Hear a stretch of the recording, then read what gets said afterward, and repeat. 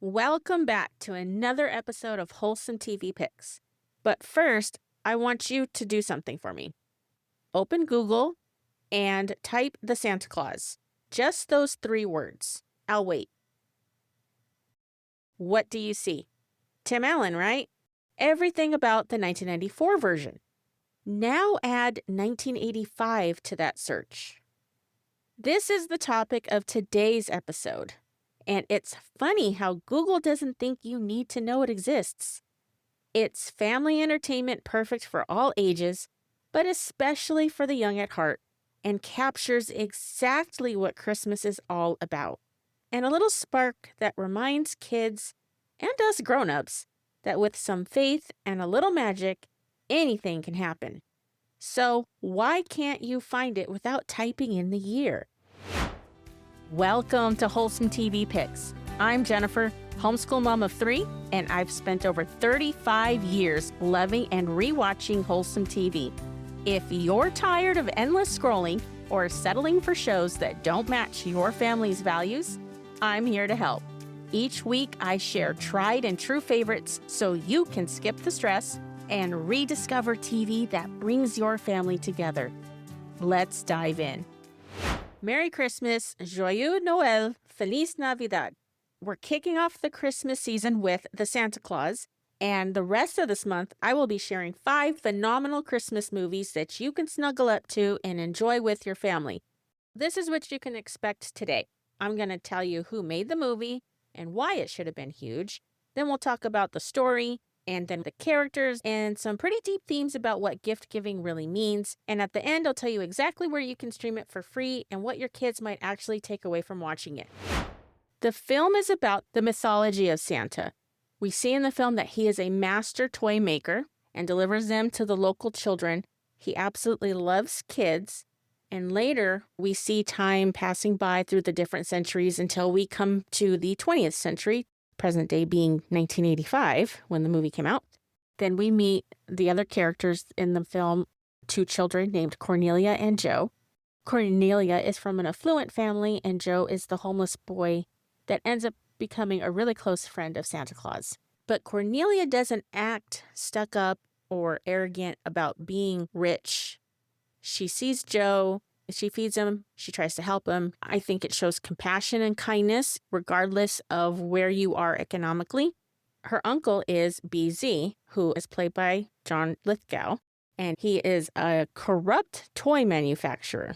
But, of course, the movie isn't about him. It's about saving the tradition of Santa.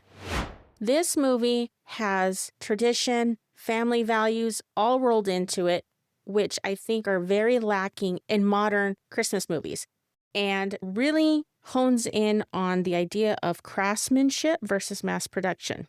You see the elves assembling by hand, and throughout the film, you get this sense of handmade items are more valuable than the disposable mass-produced items that are made today.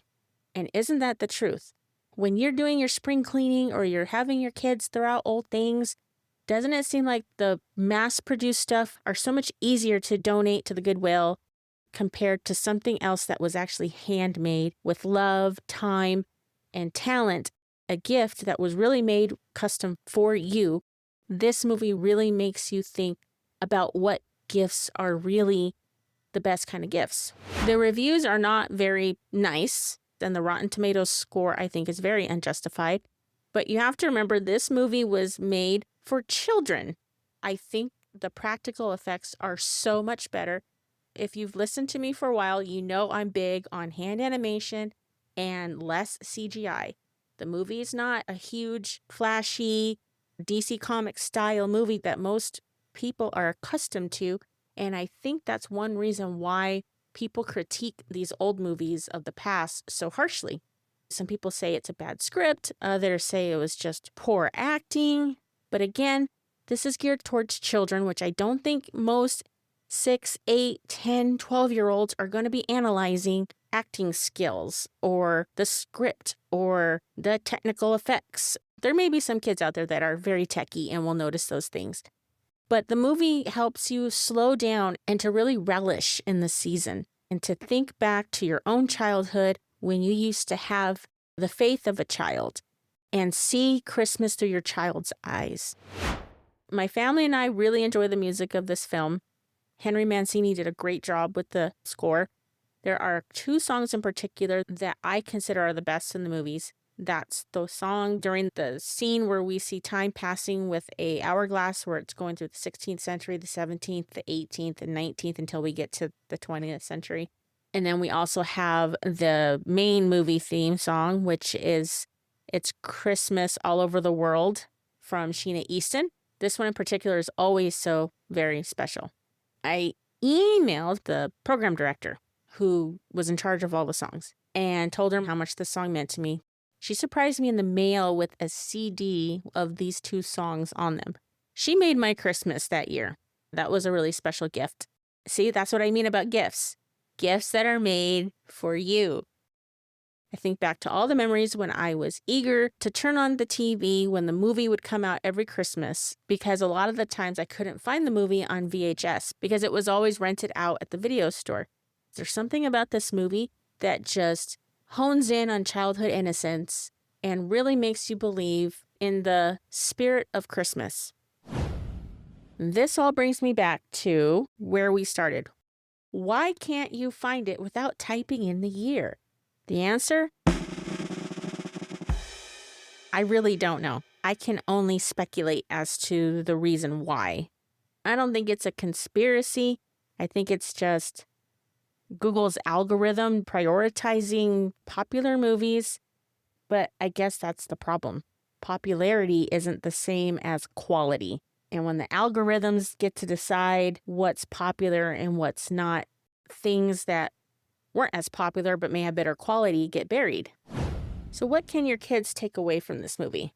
The true meaning of gifts, taking time to be with your family, and just the traditions of Christmas. So where can you watch Santa Claus the movie? Well, there's a ton of options, actually. You can watch it for free right now on the Roku channel and Tubi TV. I'll have all the links where you can watch this great film in the show notes, so be sure to check them out below. And I find this interesting that you can watch this great quality Santa Claus movie for free, but Tim Allen's version you have to pay for. Isn't that interesting? It's kind of like the character BZ. Corporate greed trying to extract $5 from you. I have a challenge for you, my loyal listener. I am starting a 50 reviews by episode 50 challenge. I need your help by leaving a review at ratethispodcast.com/wholesometvpicks so that the show can gain 50 reviews by episode 50. I need just 36 of you listening to leave a review. And if you'd like me to give you a shout out on the show, send me a message at wholesometvpicks.com and let me know your name and where you're from, and I'll give you a shout out on the show. That's it for today. Next week is a wonderful comedy that stars 2 twin girls that were famous in the 90s that have a chaotic Christmas adventure traveling to Grandma's house. Which movie is it? Tune in next week to find out. Have a great rest of your week. Remember, your values matter and your TV should too.